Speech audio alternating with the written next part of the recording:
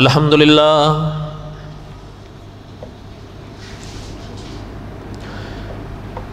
الحمدللہ نحمده ونستعینه ونستغفره ونؤمن به ونتوکل علیہ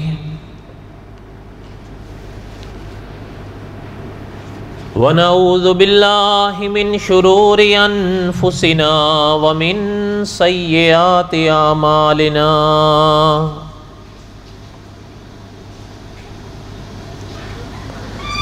من يهده الله فلا مضل له ومن يضلله فلا هادي له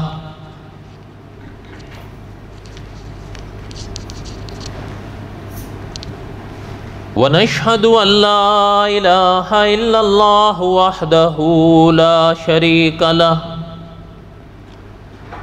ونشهد أن سيدنا وسندنا ومولانا محمدا عبده ورسوله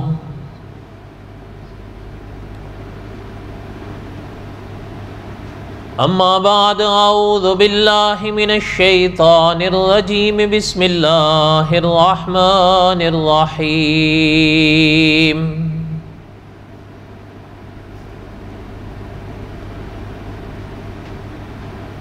نحن نقص عليك أحسن القصص بما أوحينا إليك هذا القرآن وإن كنت من قبله لمن الغافلين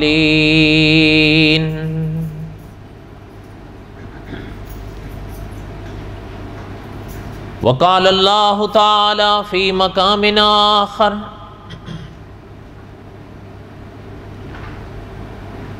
إن الله اصطفى آدم ونوحا وآل إبراهيم وآل عمران على العالمين ذرية بعضها من بعض والله سميع عليم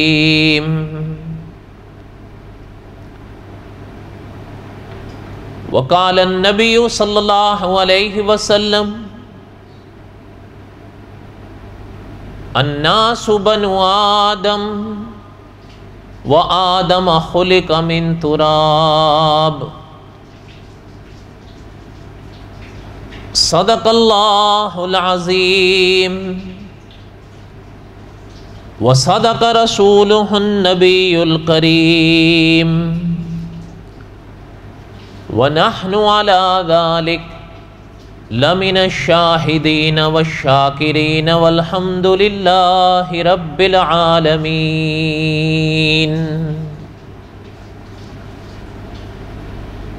اللهم صل على محمد وعلى آل محمد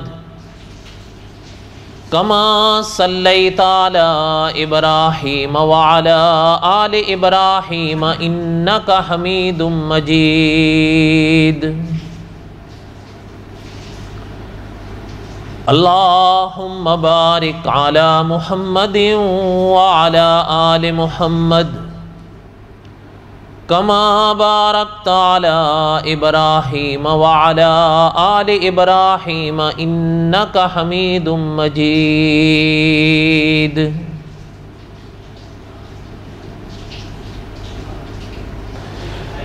ہمہ قسم کی حمد و ثنا اللہ ذات لم یزل لا یزال کی پاک ذات کے لیے صدق دل سے لا تعداد مرتبہ درود و سلام امام الانبیاء حضرت محمد رسول اللہ صلی اللہ علیہ وسلم کی پاک ذات کے لیے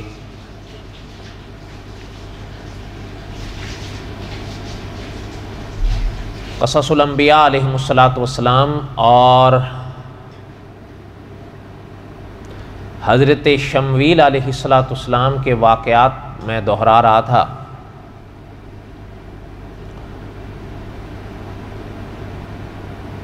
چند ایک باتیں گزشتہ جمعہ میں نے حضرت شمویل علیہ السلام اور حضرت طالوت کے بارے میں پڑھی تھیں۔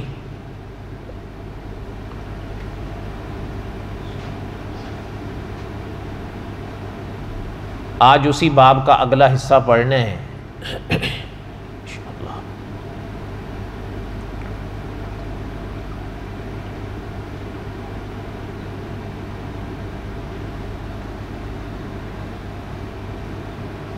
صاحب قصص الانبیاء نے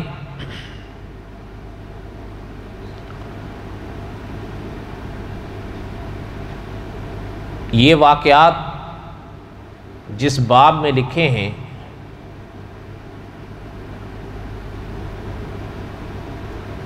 انہوں نے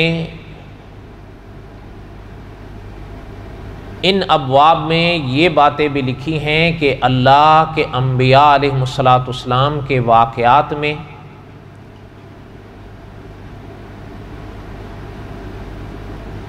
ہر انسان کے لیے بڑے بڑے اسباق ہیں،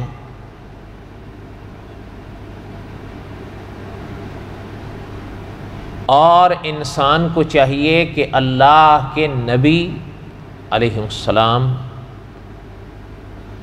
جو کام اس کو کرنے کا فرمائیں وہ کریں، جس کام سے اللہ کے نبی علیہ السلام منع فرمائیں اس سے رکیں۔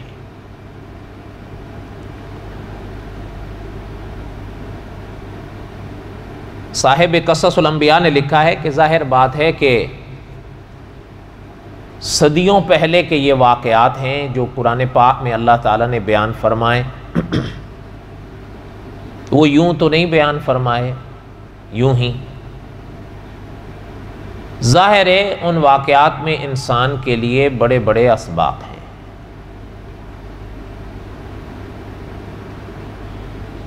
بلکہ تفسیر مکی میں اس بات کی بھی وضاحت کی گئی ہے کہ حضرت شمویل یا حضرت طالوت کا یہ واقعہ حضرت موسیٰ علیہ السلام کے بعد اور حضرت عیسیٰ علیہ السلام سے 1100 سال پہلے کا ہے۔ تو اسی لیے صاحب قصص الانبیاء نے لکھا ہے کہ اس کا معنی یہ تو نہیں کہ اللہ تعالیٰ نے یوں ہی بیان فرمائے ہیں یہ واقعات کہ میں اور آپ پڑھیں یا سنیں اور چل دیں، بلکہ اور لکھا ہے محترم نے کہ انسان کو چاہیے کہ پڑھنے یا سننے کے بعد ان پر عمل کرنے کی بھی کوشش کریں، اور اللہ نہ کرے اگر کسی کے عقیدے میں جھول ہے تو عقیدے کا جھول اٹھے، اور اگر کسی کے اعمال میں جھول ہے تو اعمال کے جھول اٹھے۔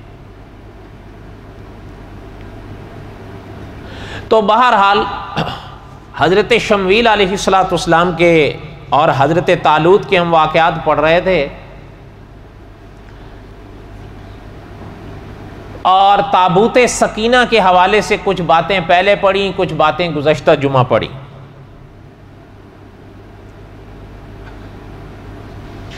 علماء مفسرین نے لکھا ہے کہ جب تابوت سکینہ کو بنی اسرائیل نے دیکھا تو وہ سمجھ تو گئے کہ یہ حضرت طالوت کا انتخاب اللہ تعالیٰ کی طرف سے ہے، اس لیے حضرت طالوت علیہ السلام کی بادشاہت کو تسلیم کیا انہوں نے،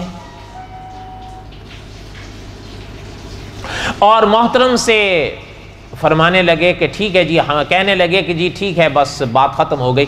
تو حضرت طالوت ان سے فرمانے لگے کہ ٹھیک ہے تو پھر جب بات ختم ہو گئی ہے تو اب چلو جس بات کا تم نے کہا تھا اس پر عمل کرو۔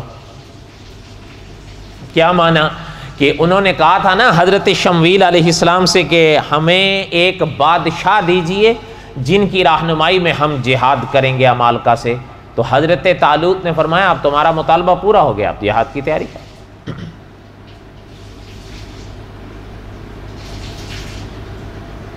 علماء نے لکھا ہے کہ حضرت شمویل علیہ السلام کے حکم و اجازت سے یہ اعلان کیا گیا جہاد کا کہ عمالقہ سے جہاد کرنا ہے، سو چلو۔ بڑے بڑے جوان تیار ہوئے۔ اچھا، علماء مفسرین نے لکھا ہے کہ حضرت طالوت نے دیکھا بھئی یہ ہیں تو ہزاروں، لیکن حضرت طالوت کی یا حضرت شمویل کی نگاہ تو تھی بنی اسرائیل پر کہ یہ بہرحال ان سلسلوں میں کمزور تو تھے. کئی طرح کی باتیں کتابوں میں لکھی گئی ہیں. بہرحال بنی اسرائیل کی تاریخ تو ایسی تھی.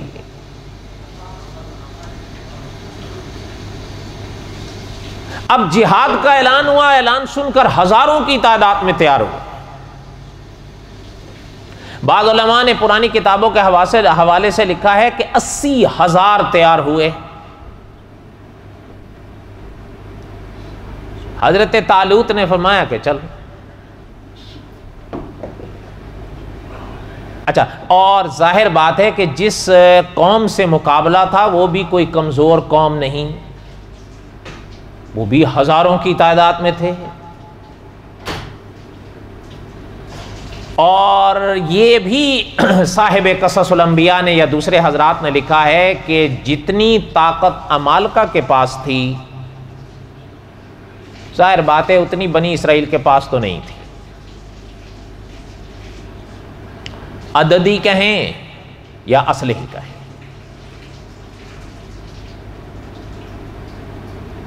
اب علماء نے لکھا ہے کہ حضرت طالوت کو یہ خیال ضرور آ رہا تھا کہ یہ ہیں بنی اسرائیل والے. اب یہ بھی ہوتا ہے کبھی کہ علماء نے لکھا ہے کہ اس میدان کے جن کو تجربے ہوتے ہیں وہ جانتے ہیں کہ اگر فوج کو لے کر نکلیں، بھلے ابتدا میں فوج بہت بڑی تعداد میں ہو، لیکن اللہ نہ کرے اگر آگے چل کے اس فوج کا کچھ حصہ پیچھے پلٹتا ہے تو جو باقی حصہ رہ جائے گا ان پہ اثرات پڑیں گے ان کے پلٹنے. اب حضرت طالوت کو یہ خیال بھی رہا کہ اگر یہ آگے چل کے پلٹتے ہیں یا ان میں سے کچھ پلٹتے ہیں تو باقی پہ برے اثرات پڑیں گے.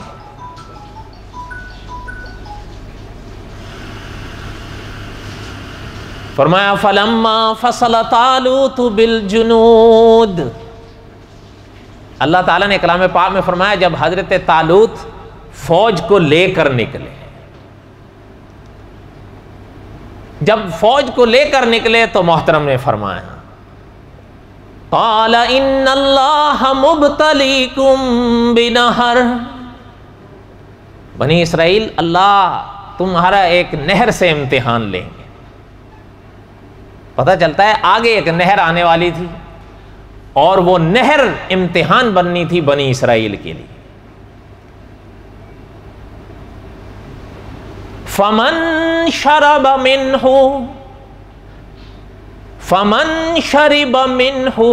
جس نے اس سے پیا، فلیس منی، وہ ہم میں سے نہیں ہو، یعنی ہماری جماعت میں سے خارج ہو جائے گا.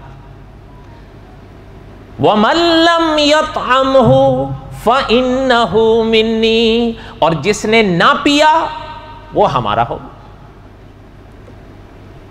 إِلَّا مَنِ اغْتَرَفَ غُرْفَةً بِيَدِهِ، ہاں اگر کسی نے ایک چلو لے کے گلا تار کر لیا اس کی گنجائش، اس کی اجازت ہوگی، لیکن اس سے زیادہ نہ ہونے پائے چلو سے. جب اس نہر پر پہنچے دوڑا دوڑ پی لی.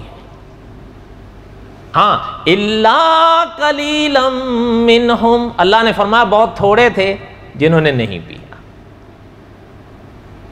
فلما جاوزہ هو والذین آمنوا معہ، اب جو اپنا حضرت طالوت آگے بڑھے اور جو ایمان والے تھے آگے بڑھے، نہر کو پار کر گئے. جنہوں نے پانی نہیں پیا تھا یا جنہوں نے صرف چلو بھر پیا تھا وہ پار ہو. جنہوں نے پی لیا تھا پیٹ بھر بھر کے وہ تو وہیں ڈھیر ہو.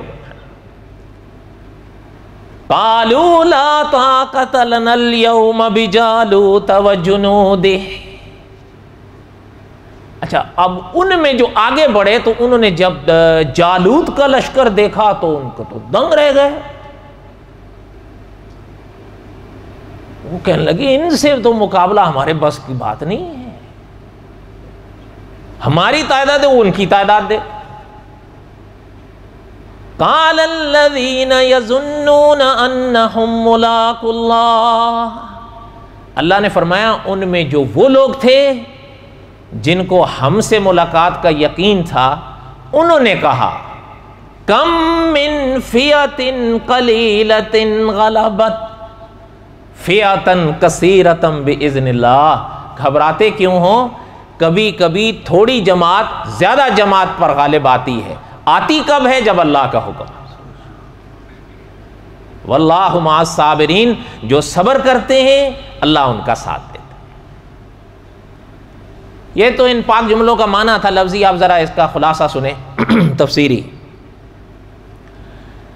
ایک تو علماء نے یہ لکھا ہے کہ مطلب سوال یہ پیدا ہوتا ہے کہ حضرت طالوت نے جو بنی اسرائیل سے یہ فرمایا نا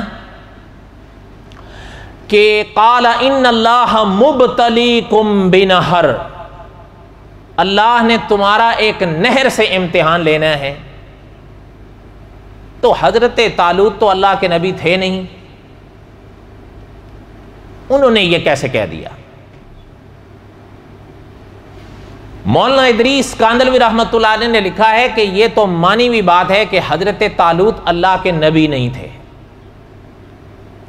اس سوال کا محترم نے دو طرح سے جواب دیا ہے، لکھا ہے حضرت رحمۃ اللہ علیہ نے کہ ایک تو یہ بات ہے کہ ممکن ہے کہ چونکہ حضرت شمویل وہاں موجود تھے تو حضرت شمویل پر وحی یہ نازل ہوئی اور محترم نے حضرت طالوت کو بتا دیا ہو، اس لیے کوئی اشکال بھی نہیں رہتا۔ اور اگر حضرت شمویل نے حضرت سے طالوت کو نہ بھی بتایا ہو تو اس میں تو کوئی شبہ نہیں ہے کہ حضرت طالوت خدا کے ولی تھے، تو جس طرح اللہ کے انبیاء پر وحییں نازل ہوتی ہیں خدا کے اولیاء پر الہام اترتے ہیں، تو یہ عین ممکن ہے کہ حضرت طالوت پر الہام اترا ہو، اور پھر سوال ہی پیدا نہیں ہوتا کہ جب حضرت شمویل وہاں موجود ہوں تو حضرت طالوت نے اس الہام کا حضرت سے ذکر نہ کیا ہو، تو جب حضرت سے ذکر کیا تو حضرت نے تصدیق کر دی تو بات ختم ہو گئی۔ بلکہ مولانا ادریس کاندلوی رحمۃ اللہ علیہ نے لکھا ہے کہ کسی بات کی اللہ کے نبی تصدیق کر دے تو یہ تو بڑا اونچا مقام ہوتا ہے، اگر اللہ کے نبی کے سامنے کوئی بات کی جائے یا کہی جائے اور اللہ کے نبی صرف خاموش بھی رہ جائیں تو اس بات کی تصدیق ہو جاتی ہے، تو اس لیے کوئی اشکال کی بات نہیں۔ ممکن ہے یا تو حضرت شمویل کے ذریعے یا الہام کے ذریعے خدا کا پیغام حضرت طالوت کے دل پر اترا ہو کہ آگے ایک نہر آنے والی ہے جس سے ہم بنی اسرائیل کا امتحان لیں گے، جو اس امتحان میں پاس ہوگا وہ آپ کا ہوگا، جو اس امتحان میں فیل ہوگا وہ آپ کی جماعت میں سے نہیں ہوگا۔ یہاں تک بات سمجھ آئی؟ آگے سن۔ فَمَن شَرِبَ مِنْهُ فَلَيْسَ مِنِّي، جس نے اس میں سے پیا وہ میرا نہیں۔ وَمَن لَّمْ يَطْعَمْهُ فَإِنَّهُ مِنِّي، اور جس نے اس میں سے نہ پیا وہ میرا ہو، مطلب یہ کہ ہماری جماعت میں داخل رہے گا، اور اگر جس نے پی لیا وہ ہماری جماعت سے خارج۔ إِلَّا مَنِ اغْتَرَفَ غُرْفَةً بِيَدِهِ، ہاں اگر کسی نے چلو بھر کے لے لیا صرف گلا تر کرنے کے لیے تو اتنی کی اجازت ہے، اس سے زیادہ کی۔ فَشَرِبُوا مِنْهُ، اللہ نے فرمایا کہ پھر پی لیا انہوں نے اس سے، إِلَّا قَلِيلًا مِّنْهُمْ، مگر بہت تھوڑوں نے۔ اب وہ تھے کتنے جو پی گئے، وہ تھے کتنے جو چھوڑ گئے؟ علماء مفسرین نے لکھا ہے کہ پرانی کتابیں پڑھنے سے پتہ چلتا ہے کہ حضرت طالوت کے ساتھ 80,000 تھے۔ جہاں تک مجھے یاد آ رہا ہے غالباً حضرت سدی رحمۃ اللہ علیہ کا فرمان ہے کہ 80,000 میں سے صرف 4,000 نے پانی چھوڑا، باقی 76,000 پی گئے اور پیٹ بھر بھر کر پی گئے۔ اچھا جب وہ پی گئے وہ تو وہیں ڈھیر ہو گئے، اس لیے کہ امتحان تھا، فیل ہو گئے۔ یہ تو اللہ تعالیٰ کے امتحان ہوتے ہیں نا۔ جس طرح ماہ رمضان میں امتحان آتا ہے مسلمان کے لیے، انسان کے لیے، کچھ اس میں پاس ہوتے ہیں، کچھ اس میں فیل ہو جاتے ہیں، کچھ ہمت ہی نہیں جٹا پاتے کہ اوہ ہم مر جائیں گے، حالانکہ کوئی نہیں مرتا لیکن فیل ہو جاتے ہیں۔ اب ان کے لیے وہ امتحان تھا کہ اس نہر سے پانی نہیں پینا ہے، وہ پی لے۔ اور ابھی جیسے میں نے عرض کیا کہ حضرت سدئی رحمۃ اللہ علیہ فرمایا کرتے تھے کہ 80,000 میں سے صرف 4,000 نے اپنے آپ کو سنبھالا اللہ کی عنایت سے، باقی 76,000 نکال وہ تو گئے۔ اچھا پھر آگے یہ سنیں کہ اپنا بعض علماء نے یہ بھی لکھا ہے کہ اصل میں 4,000 بھی نہیں، بلکہ بعض حضرات کی تحقیق یہ ہے کہ صرف 319 نے نہیں پیا تھا، باقی پی گئے۔ اچھا بعض نے پھر یہ بھی لکھا ہے اور اس پر کچھ اور حوالے بھی دیے، وہ فرماتے ہیں کہ 319 بھی نہیں، صرف 313 نے نہیں پیا تھا، باقی سارے پی گئے۔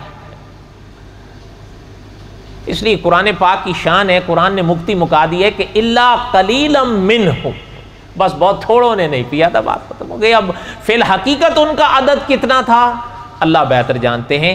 بعض حضرات نے یہ پیش کیا ہے کہ ان کا عدد اتنا ہی تھا جتنا بدر کے صحابہ کا تھا، واللہ اعلم، اللہ تعالیٰ بہتر جانتے ہیں۔ بہرحال ہاں یہ بھی علماء نے لکھا ہے کہ اب وہ تو رہ گئے چند سو، اور جالوت کا لشکر تھا 1,00,000 سے زیادہ۔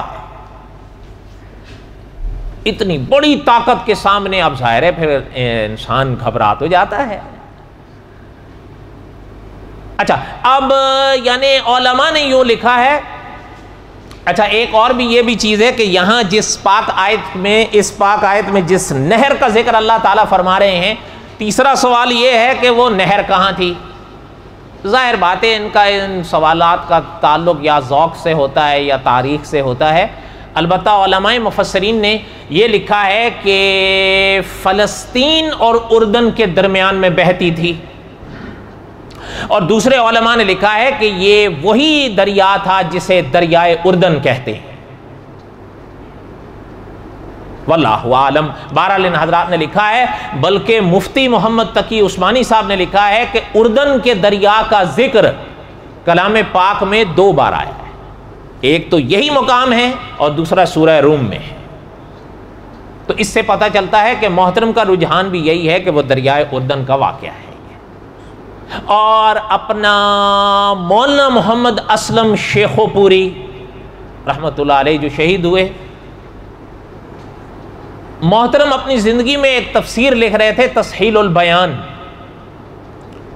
اس کی پہلی جلد میں جب اس پاک آیت کے تفسیر لکھی تو وہاں محترم نے ایک ورق رنگین لگایا تھا موجودہ جغرافیے کے تحت، اور اس کو لکھایا کہ مطلب موجودہ جغرافیے کے تحت وہ نہر کہاں ہے۔ ان کے ان عبارات سے بھی یہی پتہ چلتا ہے کہ ان کی بھی تحقیق یہی تھی کہ وہ دریا اردن ہی تھا۔ رنگین نقشہ انہوں نے دیا، ظاہر بات ہے کہ اس زمانے کا جغرافیہ اور تھا، اب کا جغرافیہ، کیونکہ میں نے ابھی ابتدا میں پڑھا نا کہ تفسیر مکی میں یہ جملہ چھپا ہے کہ یہ واقعہ جو ہم پڑھ رہے ہیں یہ حضرت موسیٰ علیہ السلام کے بعد اور حضرت عیسیٰ علیہ السلام سے 1100 سال پہلے کا واقعہ ہے، اس لیے اس زمانے کا جغرافیہ اور تھا، اب کا جغرافیہ اور ہے۔ لیکن محترم نے موجودہ جغرافیے کے تحت اس کو لکھا ہے نقشہ دکھا کے کہ وہ جگہ یا وہ نہر کہاں ہے، اور بڑی دلچسپ باتیں وہاں پر لکھی، بہرحال وہ طلباء کے لیے ہیں۔ اچھا ایک تو یہ تھا کہ اب یعنی سمجھیں آپ کہ مولانا اشرف علی تھانوی رحمۃ اللہ علیہ، اللہ تعالیٰ حضرت کی قبر پہ کروڑوں رحمت نازل فرمائیں، محترم فرماتے تھے کہ اگر کلام پاک کی آیت پر غور کرو تو حضرت طالوت کے لشکر کے 3 حصے بن گئے اس موقع پر۔ ایک تو وہ جو پیٹ بھر بھر کر پی گئے وہ ہزاروں، اس لیے تفسیر مکی میں بڑا ایک عجب لفظ ملتا ہے جو حضرت شیخ محمد مکی صاحب نے لکھا، محترم فرماتے تھے کہ ذرا غور کریں کہ دنیا میں ہمیشہ اہل حق تھوڑے رہے ہیں، باطل یا غلط یا فعل یہ زیادہ رہے۔ اب دیکھیں ہزاروں پی گئے، جبکہ حضرت شمویل علیہ السلام جیسی شخصیت ان میں رہی، حضرت طالوت جیسی شخصیت ان میں ہے، اور محترم فرما بھی رہے ہیں کہ ذرا خیال رکھنا آگے نہر آ رہی ہے جس سے تمہارا امتحان ہوگا، فیل نہیں ہو جانا۔ قال ان اللہ مبتلیکم بنہر، اس نہر سے اللہ تمہارا امتحان لیں گے، اگر اس میں سے پی لیا جس نے، فلیس منی، وہ ہم میں سے نہیں گئے، وَمَن لَّمْ يَطْعَمْهُ فَإِنَّهُ مِنِّي، اور جس نے نہ پیا وہ ہمارا، إِلَّا مَنِ اغْتَرَفَ غُرْفَةً بِيَدِهِ، ہاں اگر کسی نے صرف چلو بھر پیا جس سے یہ گلا اس کا تر ہو جائے، اتنی کی اجازت۔ فَشَرِبُوا مِنْهُ، اللہ نے فرمایا پی گئے وہ اس سے، إِلَّا قَلِيلًا مِّنْهُمْ، مگر بہت تھوڑے، یعنی حضرت چنوٹی صاحب رحمۃ اللہ علیہ فرمایا کرتے تھے کہ اگر اس پاک آیت میں یہ آگے اللہ کا قلہ نہ ہوتا نا تو سارے گئے تھے، لیکن اللہ کا قلہ آ گیا تو جو رک گئے تھے تھوڑے سے اس کا استثناء۔ فَلَمَّا جَاوَزَهُ هُوَ وَالَّذِينَ آمَنُوا مَعَهُ، اب حضرت طالوت کے ساتھ دو حصے رہ گئے، کیا معنی؟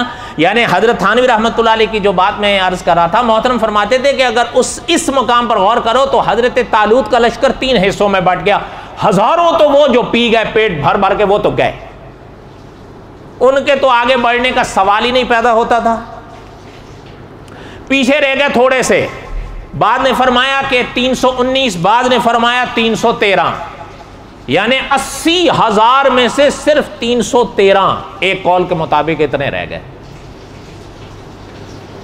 اب وہ جب نہر پار کر گئے تو اب جالوت کا لشکر کا اور ان کا آمنا سامنا ہوا، تو علماء نے لکھا ہے جالوت کا جو لشکر تھا وہ جنگی مال سے، جنگی ہتھیاروں سے لیس تھا اور لاکھ سے زیادہ تھا، اور یہ 300، اب اللہ ان کو دیکھا تو وہ تو حیران ہو گئے، اتنا بڑا لشکر۔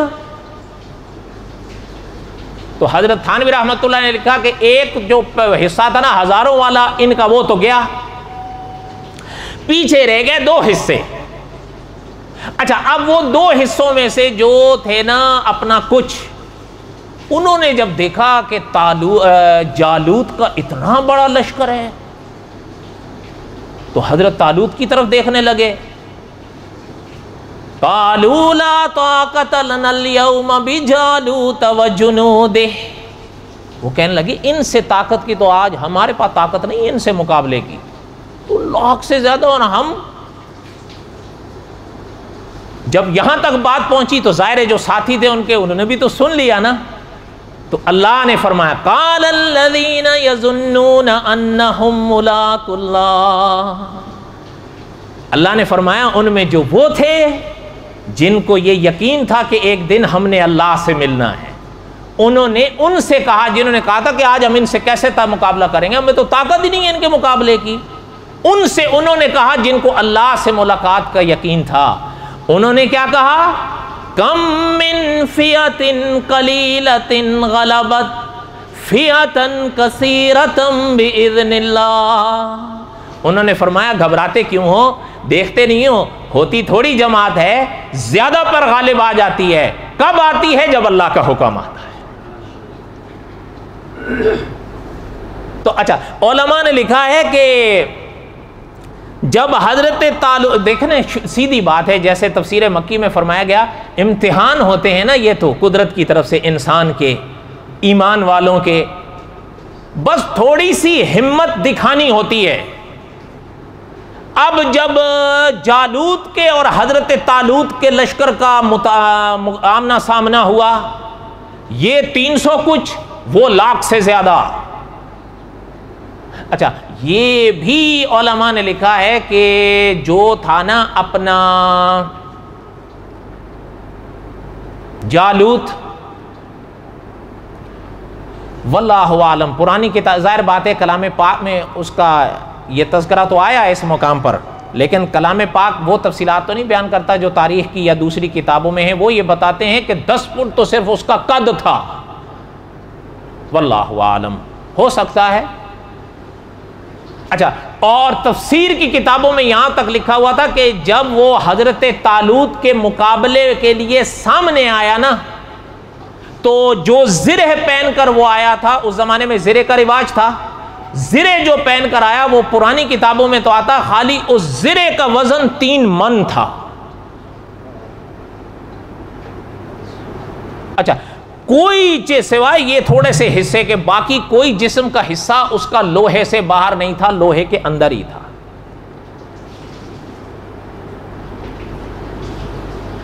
یہاں تک بات سمجھ آئی ہے آپ کو؟ اب بقیت ہے قصہ ہے حضرت شمویل علیہ السلام یا حضرت طالوت پڑھنے سے پہلے میں اپنا وہ گزشتہ جمعہ والا چھوڑا ہوا بیان پورا کرتا چلا جاؤں. حضرت شمویل علیہ السلام اور حضرت طالوت کا یہ جو واقعہ یہاں رکا ہے, اس کے بعد اللہ نے اگر زندگی دی تو آئندہ جمعہ میں اس کو آگے پڑھیں گے انشاءاللہ. جو سبق میں نے گزشتہ جمعہ جہاں چھوڑا تھا اس کو سنیں. عرض میں یہ کر رہا تھا تابوت سکینہ کے حوالے سے کہ اس دنیا میں کچھ اللہ تعالیٰ کے خاص بندے ہوتے ہیں, اس سے کوئی بھی انکار نہیں کرے گا, نہ کرنا چاہیے نہ کر سکتا ہے. آپ اسی مرحلے پر دیکھ لیں نا, ہزاروں پیچھے رہ گئے, 300 میں سے کچھ کو گھبراہٹ ہوئی, بشری تقاضے تو ساتھ ہوتے ہیں نا, لیکن ان میں بھی کچھ ایسے سامنے آئے کہ جنہوں نے ان کو یہ کہہ کے تسلی دی, قال الذین یظنون انہم ملاق اللہ, جن کو پورا یقین تھا کہ اللہ سے ملنا ہے ہم, کم من فیۃ قلیلۃ غلبت فیۃ کثیرۃ باذن اللہ. اب یہ خاص ہے نا, ہیں یا نہیں؟ اب وہ جو ہزاروں چلے گئے ان کو ان پر یا ان کو ان پر تھوڑا قیاس کر سکتے ہیں. کوئی اگر ایسا کرے گا غلطی ہے. وہ پیٹ بھر کر پی گئے, انہوں نے تو چلو بھی نہیں پیا, یہ وہ تھے. اس لیے میں نے یہ عرض کیا تھا کہ علماء نے لکھا ہے تابوت سکینہ کے اس موقع پر کہ کچھ اللہ کے جو خاص بندے ہوتے ہیں, قدرت کی طرف سے ان پر خاص عنایات ہوتی ہیں, ان کا انکار صحیح نہیں ہے. دیکھیں ایک بات سننا, حقیقت یہ ہے کسی کو اچھی لگے بات یا بری لگے, میں اور آپ عموماً, سب کی نہیں میں بات کرتا, لیکن عموماً 5 نمازیں بھی پوری نہیں کر پاتے. وجہ اس کی کوئی بھی کہہ لیں, سستی کہہ لیں یا مجبوری کہہ لیں, لیکن تجربہ یہ ہے کہ عموماً 5 نمازیں بھی پوری نہیں کر پاتے. پھر ہم کس لگن سے یہ امیدیں رکھیں کہ خدا کی وہ خاص عنایات جو خدا کے خاص بندوں پر اترتی ہیں وہ ہم پر بھی اتریں؟ یہ کیسے ہو سکتا ہے؟ یہی وجہ ہے جب ان پر وہ خاص عنایات اترتی ہم دیکھتے ہیں نا, تو ہم کہتے ہیں یہ کیسے ہو سکتا ہے. ان کی روحانیت کے میں اور آپ مقابلے نہیں کر سکتے. اس کی وجہ یہ ہے کہ میں نے اور آپ نے روح پر اتنی محنت ہی نہیں کی ہوئی ہوتی. ایک بات سننا, آپ صلی اللہ علیہ وسلم کی امت میں ایک حضرت ابو عبید رحمۃ اللہ علیہ گزرے ہیں. علماء نے لکھا ہے یہ خواص خاصان خدا میں سے لوگ تھے. حضرت بشر حافی رحمۃ اللہ علیہ کا ایک فرمان حضرت یمنی رحمۃ اللہ علیہ نے ان کے بارے میں لکھا ہے. کہتے ہیں کہ حضرت ابو عبید خدا کے وہ بندے تھے کم از کم 70 سال زندگی کے اس دنیا میں گزارے, لیکن 70 سالوں میں کبھی چہرہ بھی آسمان کی طرف نہیں کیا. حضرت نے لکھا ہے کہ پوچھا ایک دن ہم نے کہ حضرت یہ کیا بات ہے, ہم نے کبھی آپ کو چہرہ اوپر اٹھائے نہیں دیکھا, گناہ ہے؟ بولو تو صحیح, چہرہ اوپر کرنا گناہ ہے؟ نہیں. حضرت بشر حافی رحمۃ اللہ علیہ فرماتے ہیں ہم نے کہا حضرت ہم نے کبھی آپ کو چہرہ اوپر اٹھائے نہیں دیکھا, کیا وجہ ہے؟ تو حضرت نے فرمایا کہ حضرت ابو عبید رحمۃ اللہ علیہ نے ہم سے کہا کہ بھائی بات یہ ہے کہ اس پاک ذات کی عظمت اتنی بڑی ہے کہ اس کی عظمت سے حیا آتا ہے کہ چہرہ اوپر اٹھاؤ۔ اب ذرا سوچ کے بتانا کہ جن کے دل میں خدا کی اتنی عظمت ہو، جن کے دل میں خدا کی اتنی محبت ہو، جن کے دل میں خدا کا اتنا تقویٰ ہو کہ وہ چہرہ بھی آسمان کی طرف اٹھاتے ہوئے حیا کریں، وہ کبھی اللہ کے فرمان کو یا اللہ کے نبی کے فرمان کو توڑیں گے؟ تو جب ان کا عالم یہ ہے تو ان پر خدا کی خاص عنایات جب اترتی ہیں تو پھر ہم حیران ہو کے کہ یہ کیسے ہو سکتا ہے۔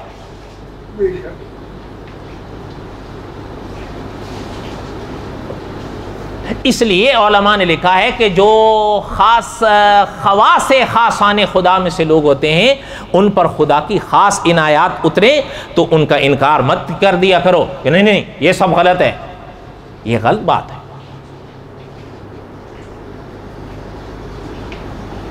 مولانا محمد یعقوب نانوتوی رحمۃ اللہ علیہ کا جو واقعہ میں گزشتہ جمعہ سنا رہا تھا وہ یہ تھا کہ قاری طیب صاحب رحمۃ اللہ علیہ محتمم دارالعلوم دیوبند نے یہ واقعہ سنایا تھا، مدتوں پہلے کی یہ باتیں ہیں۔ حضرت یعقوب نانوتوی رحمۃ اللہ علیہ کو بھی دنیا سے گئے کم و بیش 150 سال تو ہو گیا ہوگا۔ قاری طیب صاحب رحمۃ اللہ علیہ فرماتے ہیں کہ یہ دارالعلوم دیوبند کے پہلے صدر مدرس تھے، آنکھوں پر سرخی رہتی تھی، اور محترم فرماتے تھے اس کی وجہ بھی ایک ہوتی تھی کہ مجذوبیت کی کیفیت طاری رہتی تھی حضرت پر۔ آپ نے یہ لفظ سنا ہوگا نا، مجذوب۔ اس دن میں نے آپ سے پوچھا تھا مجذوب کس کو کہتے ہیں، تو آپ میں سے تو کوئی نہیں بولا۔ ایک بات میں مجھے کہہ رہا تھا جی مجھے پہلے یاد تھا پھر میں بھول گیا، واللہ اعلم۔ میں اگر بتاؤں تو آپ یاد رکھو گے۔ ایک لفظ ہے نا ولی، یہ تو عام ہے نا، سنا ہے آپ نے ولی۔ ایک لفظ ہے مجذوب، یہ اس کے سامنے استعمال ہوتا ہے، یاد رکھنا۔ فرق دونوں میں کیا ہے؟ ولی یہ بھی ہوتے ہیں، ولی وہ بھی ہوتے ہیں، فرق دونوں میں کیا؟ فرق یہ ہے جو ولی، جو انسان محنت کر کے اللہ کی درگاہ کے قریب ہونے کی کوشش کرتا ہے وہ ولی ہوتا ہے۔ اگر میرے ساتھ کہہ دیں وہ کیا ہوتا ہے؟ جو محنت کر کے اللہ کے فرمان پہ عمل کر کے اللہ کے قریب ہونے کی کوشش کرتا ہے وہ ولی ہوتا ہے، اور جس پر اللہ کی ایسی عنایت ہو کہ خود ہی اس کو کھینچ کے اپنی طرف کر لے وہ مجذوب ہوتا ہے۔ اب سمجھ آئی؟ اتنی لمبی چوڑی تعبیرات کی کیا ضرورت ہے، یہ ہے اس کا خلاصہ۔ اور ظاہر بات ہے مولانا محمد امین اکاڑوی رحمۃ اللہ علیہ فرماتے تھے جس کو قدرت خود اپنی طرف کھینچتی ہے نا تو انوار کا اتنا زور ہوتا ہے اس کے دماغ پر کہ پھر اس کا دماغ اپنی جگہ سے کبھی یوں ہوگا کبھی یوں ہوگا۔ اس لیے مولانا محمد امین اکاڑوی رحمۃ اللہ علیہ فرماتے تھے جو علماء ہوتے ہیں عوام کا ان کی طرف اتنا رخ نہیں ہوتا جتنا مجذوب کی طرف ہوتا ہے۔ کیوں؟ مجذوب کبھی آپ سے نہیں کہے گا نماز پڑھو، مجذوب آپ کو کبھی نہیں کہے گا روزہ رکھو، مجذوب آپ سے کبھی نہیں کہے گا حج کرو۔ علماء کہیں گے کہ نہیں یہ تینوں احکام؟ کہیں گے نا۔ تو میں اور آپ علماء کی طرف جائیں گے یا مجذوب کی طرف جائیں گے؟ بولو، ہم نے تو پھر مجذوب کی طرف جانا ہے نا۔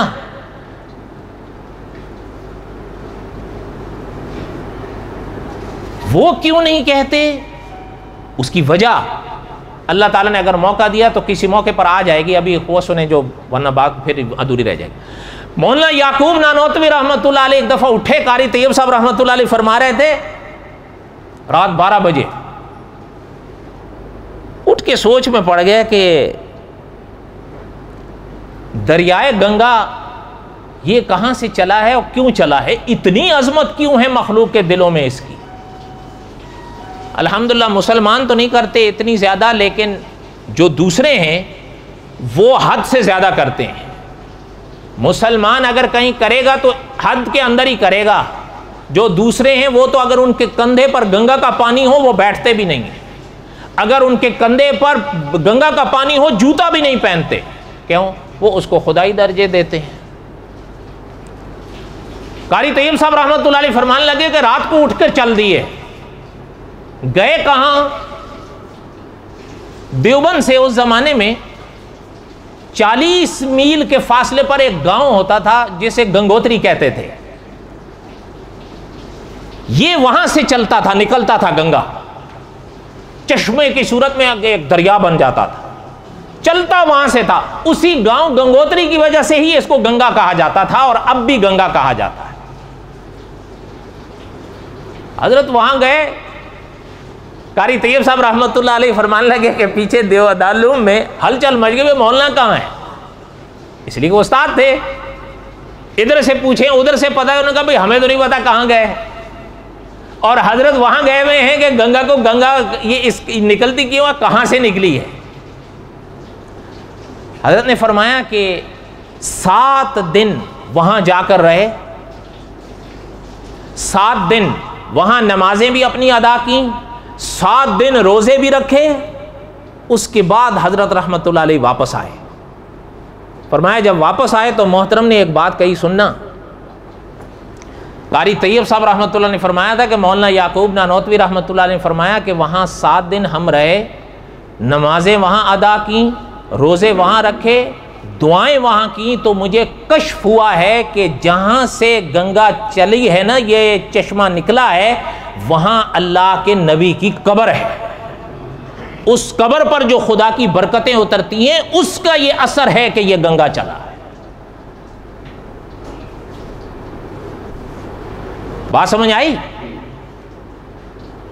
اس لیے قاری طیب صاحب رحمۃ اللہ علیہ فرماتے تھے کہ جہاں اللہ کے نبی یا اللہ کے اولیاء دفن ہوں ان جگہوں کے خاص مقامات ہوتے ہیں. ہاں اس کا معنی کوئی بھی یہ نہیں کہتا آپ کو، اور نہ کہنا چاہیے کہ کوئی وہاں جائے تو ان حضرات سے مانگنا شروع کر دے. نہ، عزت کریں، پوجا نہیں. پوجا تو وہ کر رہے ہیں، ان کو ہم خود غلط کہتے ہیں، وہ پوجا ہی تو کرتے ہیں ان کی. ہم کہتے ہیں کہ جن پر اللہ کی خاص عنایات ہوتی ہیں یا جن جگہوں پر اللہ کی خاص عنایات ہوتی ہیں ان کی پوجا نہیں کرو، ان کی عزت کرو. آپ اور ہم ابھی نماز ادا کریں گے، کس طرف کریں گے؟ کعبے کی طرف کریں گے. اور کعبے پہ اللہ کی خاص عنایات ہیں یا نہیں؟ تو آپ اور ہم کعبے کی عزت کرتے ہیں یا کعبے کی پوجا کرتے ہیں؟ عزت کرتے ہیں، اور عزت کرنی چاہیے. اس لیے اکابر نے لکھا کہ اگر کہیں اللہ کے ولی کی قبر ہے یا اللہ کے نبی کی قبر ہے یا ان کے تبرکات ہیں، ان سے انسان ان کی عزت کرے. یہ نہیں کہ ان سے مانگنا شروع کر دے. مانگنے اور دینے والی ذات ایک اللہ کی ہے. باقی رہ گیا وسیلے کا مسئلہ. سنو ایک بات، کچھ حضرات وسیلے کو جائز کہتے ہیں، کچھ حضرات اس میں فرق کرتے ہیں. وہ یہ کہتے ہیں کہ جو زندہ ہیں ان کا وسیلہ پکڑو، جو اس دنیا سے چلے گئے ان کا نہ پکڑو. کچھ حضرات یہ کہتے ہیں مطلقاً نہیں جائز. مانا یہ کہ بحث ہو گئی، اختلاف ہو گیا نا. اور بولو تو صحیح، اختلاف ہو گیا. ایک مسئلے میں سب کا اتفاق ہے. وہ کیا؟ کہ جب بھی مانگو، جہاں بھی مانگو، جتنا بھی مانگو، ایک اللہ سے مانگو. اس میں سب کا اتفاق ہے.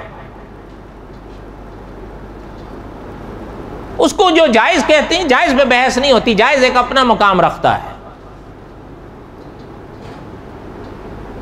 تو بہرحال حضرت یعقوب نانوتوی رحمۃ اللہ علیہ کا جو مسئلہ میں نے عرض کیا وہ یہ تھا کہ محترم فرماتے تھے کہ ہم نے جب وہاں جا کر دیکھا تو پتہ چلا کہ وہاں اللہ کے نبی کی قبر ہے.